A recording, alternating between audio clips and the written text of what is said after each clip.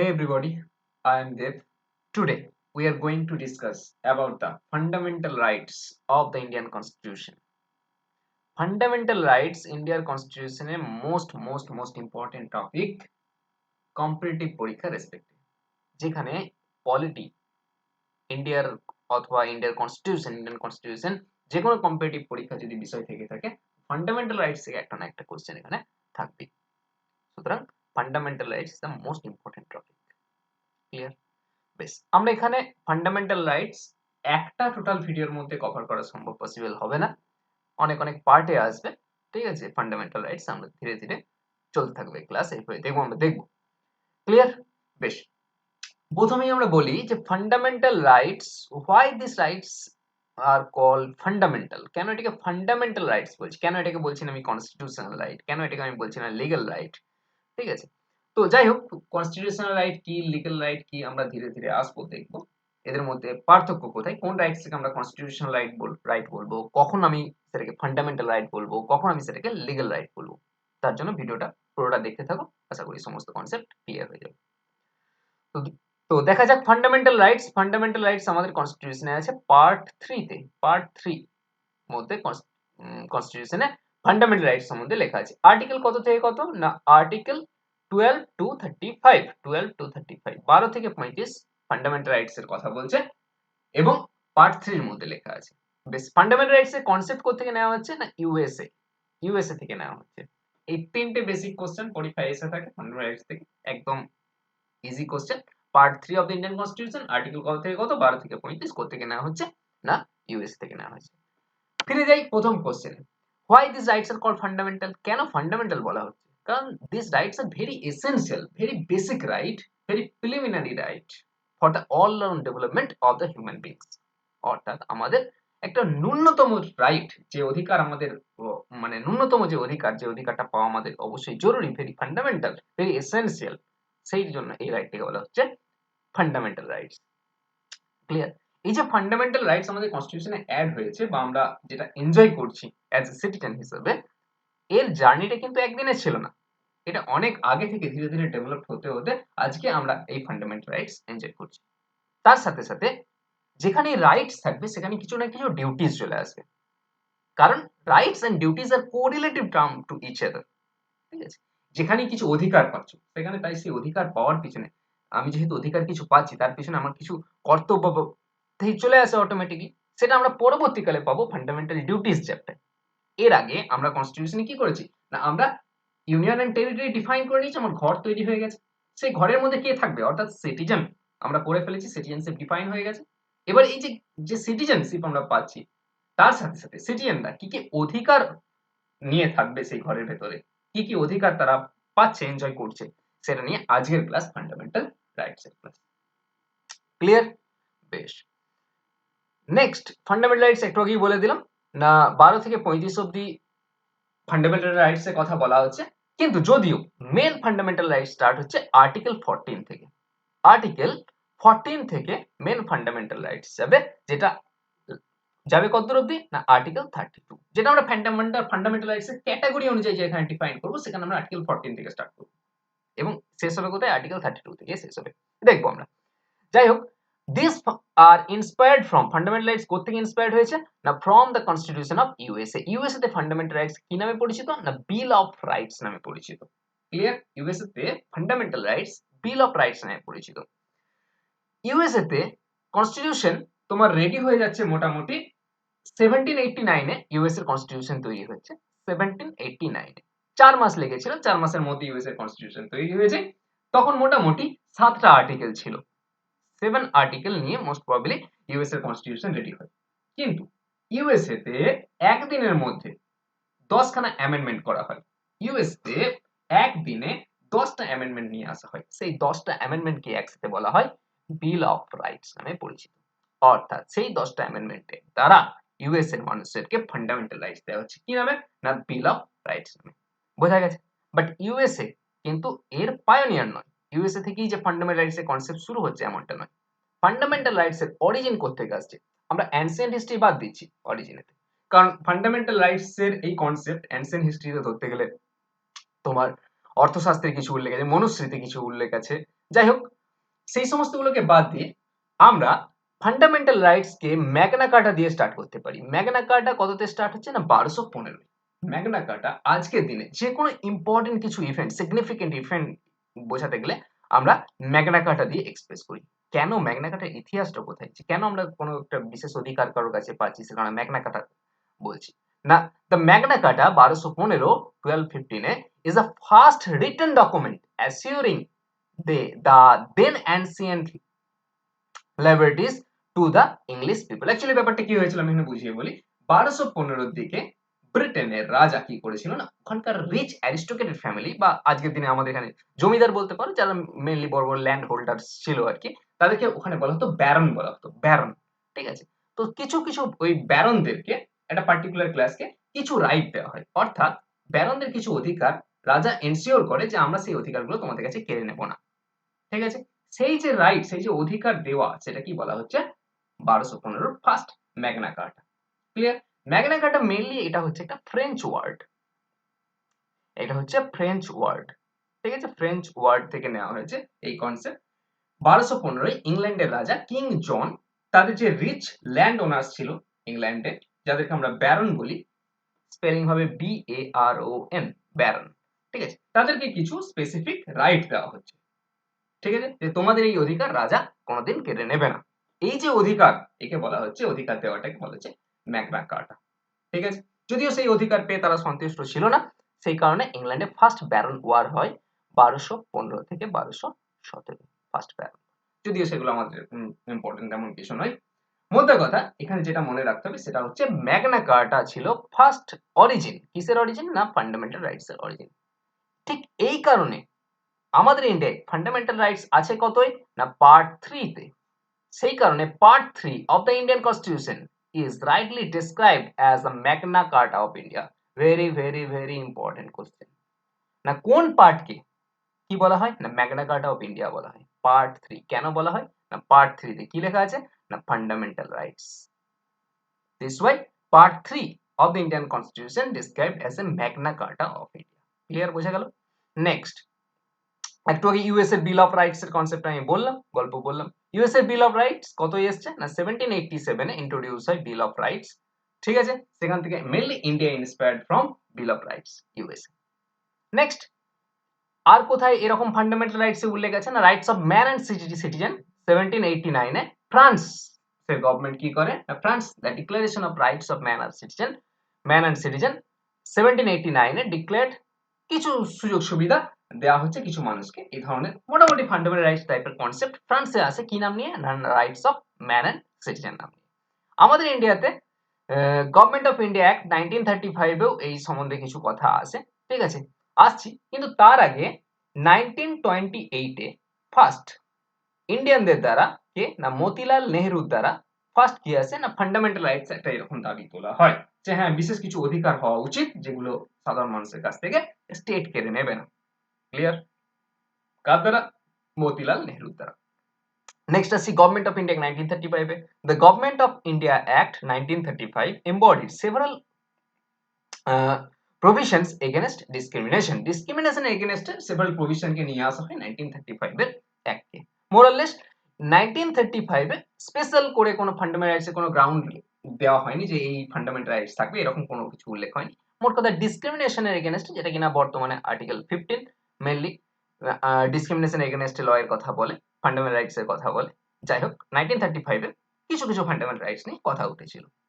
1935 এর government of India act থেকে maximum provision কোথায় নেওয়া হচ্ছে? আজকের দিনে কনস্টিটিউশন অ্যাডপ্ট করেছে। নেক্সট আমরা দেখি এই ফান্ডামেন্টাল রাইটস এর বেশ কিছু ফিচার্স। কি কি ফিচার্স রয়েছে? তাহলে এতক্ষণ অবধি কি আমরা দেখলাম? ফান্ডামেন্টাল রাইটস কত নম্বর পার্টে আছে, সেই পার্টকে কি বলা হয়? না ম্যাগনা কার্টা অফ ইন্ডিয়া বলা হয়। Magna কার্টা of India, Magna Carter concept কি আমরা দেখলাম, কোথা থেকে নেওয়া হয়েছে? না ইউএস থেকে নেওয়া হয়েছে। ইউএস এ কি নামে পরিচিত? বিল অফ রাইটস নামে পরিচিত। কত থেকে কত আর্টিকেল আমরা দেখে নিয়েছি। নেক্সট আসছি ফিচার্সে। ফিচার্সে আমরা কি বলবো? না why these rights are called fundamental, একটু আগেই বললাম, সেটা মেইনলি ফিচার্স এর মধ্যে পড়ছে। Very essential rights, very basic right, very preliminary right, but extreme right নয়। Very basic right but supreme নয়। ঠিক আছে, the fundamental rights are very essential for the all round development of the individual. কোন একটা ইন্ডিভিজুয়ালের very basic right, very ন্যূনতম right যেটা মানুষের দরকারি, The fundamental rights are guaranteed and protected by the constitution. Very very important কথা, fundamental rights guaranteed কে করছে না এবং protect কে করছে না, constitution itself protect করছে, কারণ constitution এ পার্ট 3 আন্ডারে আর্টিকেল টু আর্টিকেল প্রভিশন দেওয়া আছে। ঠিক আছে, next, political democracy. Fundamental rights are meant for promoting the idea of political democracy. আমি আগেও বলেছি কথাটা যে বিভিন্ন ধরনের ডেমোক্রেসি মেনটেন হয়, যেমন political democracy, social democracy, economic democracy. Mainly এদের মধ্যে ফান্ডামেন্টাল রাইটস এ কাকে এনশিওর করা হচ্ছে না, পলিটিক্যাল ডেমোক্রেসিকে এনশিওর করা হচ্ছে। যেমন ইকোনমিক ডেমোক্রেসি কোথায় এনশিওর হচ্ছে না, এই ফান্ডামেন্টাল রাইটস এ ইকোনমিক ডেমোক্রেসির কথা এমন কিছু কোনো জায়গায় বলা নেই স্পেসিফিক্যালি। কোথায় পাচ্ছি না, ডিপিএসপি তে পাচ্ছি, directive principal of state policy. Economic ডেমোক্রেসির কথা বলছে। সোশ্যাল ডেমোক্রেসি, সোশ্যাল ডেমোক্রেসি কিছুটা হলেও বলা যেতে পারে, ফান্ডামেন্টাল রাইটস কিছুটা হলেও সোশ্যাল ডেমোক্রেসি দিচ্ছে, কারণ রাইট টু মানে আনটাচেবিলিটিকে যেখানে প্রভিশন, যেখানে বন্ধ করার কথা বলা হচ্ছে, প্রহিবিট করার কথা বলা হচ্ছে, সেখানে মোরাললেস সোশ্যাল ডেমোক্রেসি মেনটেন হচ্ছে। মেনলি হোলসোল কাকে প্রায়োরিটি বেশি দেওয়া হচ্ছে, ফান্ডামেন্টাল রাইটস এর মধ্যে পলিটিক্যাল ডেমোক্রেসি মেনটেন করা হচ্ছে। ঠিক আছে, যখন আমরা fundamental rights article to article in details দেখব, ঠিক আছে, রাইট টু ইকুয়ালিটি, পলিটিক্যাল ডেমোক্রেসির কথা বলছে। ঠিক আছে, সমস্ত জায়গায় আমরা পলিটিক্যাল ডেমোক্রেসি মেনলি এখানে ফান্ডামেন্টাল রাইটস আমাদের দিচ্ছে। আচ্ছা, সিটিজেন অ্যান্ড ফরেনার্স, অর্থাৎ কিছু ফান্ডামেন্টাল রাইটস কার জন্য স্পেসিফিক্যালি রাখা হয়েছে, সিটিজেনদের জন্য রাখা হয়েছে, আর কিছু ফান্ডামেন্টাল রাইটস বোথ সিটিজেন এবং ফরেনার্স এর জন্য রাখা হয়েছে। যেমন অনলি সিটিজেনদের জন্য কি কি ফান্ডামেন্টাল রাইটস রাখা হয়েছে, আগের ক্লাসে আমি ডিসকাস করেছি। কি কি না, আর্টিকেল 15, 16, 19, বলো 29 আর 30। এই ফান্ডামেন্টাল রাইটস গুলো কাদের জন্য স্পেশালি রাখা হয়, 15, 16, 19, 29, 30 শুধুমাত্র সিটিজেনরাই এনজয় করবে। Next, fundamental rights are justiciable in nature. Fundamental rights are justiciable in nature, তাদেরকে ডিফাইন, এই ফান্ডামেন্টাল রাইটস এর মিনিং কি, অরিজিনালি মিনিং কি, একে ডিফাইন কে করবে না, সুপ্রিম কোর্ট ডিফাইন করে, এবং ডিফেন্ড কে করবে, সুপ্রিম কোর্টই ডিফেন্ড করবে। কারো যদি ফান্ডামেন্টাল রাইটস হনন হয়, সে কোথায় যাবে, সুপ্রিম কোর্ট যাবে, অথবা আদারওয়াইজ হাইকোর্ট যাবে। সুপ্রিম কে তাকে প্রোটেক্ট করছে, গ্যারান্টি কার দ্বারা হচ্ছে না, সুপ্রিম কোর্টের দ্বারা হচ্ছে। কারো যদি ফান্ডামেন্টাল রাইটস হনন হয়, অর্থাৎ স্টেট যদি এমন কিছু ল বানিয়ে দেয় যার দ্বারা আমার ফান্ডামেন্টাল রাইটস ব্যাহত হচ্ছে, তাহলে সুপ্রিম কোর্ট সেটা দেখাশোনা করবে। কোন প্রভিশনের দ্বারা, জুডিশিয়াল রিভিউ প্রভিশন দ্বারা। অথবা আমার ফান্ডামেন্টাল রাইটস কারোর দ্বারা ব্যাহত হয়েছে, আমি কোথায় যাব, সুপ্রিম কোর্টে যাব, আন্ডার আর্টিকেল 32 ডিটেইলস দেখব। হাইকোর্ট যেতে গেলে আন্ডার আর্টিকেল 226 এ যাব। অর্থাৎ fundamental rights non justiciable in nature নয়, ফান্ডামেন্টাল রাইটস যদি আমার হনন হয় তাহলে তার বিচার আছে justiciable in nature by Supreme Court. Clear? The fundamental rights constitute limitation upon the legislative and executive provision, or the fundamental rights কার উপর লিমিটেশন আরোপ করছে না, লেজিসলেটিভ এবং এক্সিকিউটিভ ফাংশনের উপর। যা খুশি লেজিসলেচার মন করা যে কোনো নিয়ম কানুন বানিয়ে দিতে পারবে না, বা এক্সিকিউটিভ যা কিছু আদেশ দিতে পারবে না। আমাদের এটা নর্থ কোরিয়া নয়। Clear? Next, fundamental rights are qualified not absolute. অর্থাৎ ফান্ডামেন্টাল রাইটস একটু কি বললাম কি, সুপ্রিম পাওয়ার কিছু নয়, যে হ্যাঁ এটা অ্যাবসলিউট কিছু নয়, it is qualified in nature. তার মানে ফান্ডামেন্টাল রাইটস আমার যা খুশি বলার অধিকার আছে, তার মানে এটা নয় তোমার যদি যা কিছু বলার অধিকার থাকে, আমার তোমার কাছে যা কিছু শোনার অধিকার নেই। ঠিক আছে, ক্লিয়ার, বোঝা গেল? তোমার গাল দেওয়ার অধিকার আছে, আমার গাল শোনার অধিকার নেই। অর্থাৎ fundamental rights is not absolute. অর্থাৎ আমার রাইট টু স্পিচ আছে বলে আমি যা খুশি বলে যাব, সেটা কিন্তু মানে নয়। ক্লিয়ার? অর্থাৎ এর উপর রিজনেবল রেস্ট্রিকশন লাগতে পারে, the state can impose reasonable restriction on them. অর্থাৎ প্রত্যেকটা ফান্ডামেন্টাল রাইটস এর উপরে কি করতে পারে না, স্টেট কিছু রিজনেবল রেস্ট্রিকশন আরোপ করতে পারে। অ্যাজ ফর এক্সাম্পল, ওমেনদের জন্য অথবা যারা মাইনরিটি সেকশন আছে তাদের জন্য কি বিশেষ কিছু সুযোগ সুবিধা দেওয়া হচ্ছে, এটা ডিসক্রিমিনেশন হচ্ছে না। ঠিক আছে, আমাদের কনস্টিটিউশনে বলা আছে ফান্ডামেন্টাল রাইটসে কোনো ডিসক্রিমিনেশন চলবে না। কি অনুযায়ী না, caste, sex, place of birth, ঠিক আছে, রিলিজিয়ন, এই অনুযায়ী। বাট ওমেনদের জন্য, চিলড্রেনদের জন্য, মাইনরিটিদের জন্য তাই কিছু ডিসক্রিমিনেশনের আওতায় তারা পড়ছে না। এগুলো কি না, রিজনেবল রেস্ট্রিকশন পড়ছে। যেমন ফান্ডামেন্টাল রাইটসে যা খুশি বলার অধিকার আছে, রাইট টু স্পিচ অ্যান্ড এক্সপ্রেশনের অধিকার আছে, বাট ডিউরিং ন্যাশনাল এমার্জেন্সি কিছু কাটেল করা হতে পারে, বা বিশেষ কোনো সার্কামস্টেন্সে কিছু কমিয়ে দেওয়া যেতে পারে।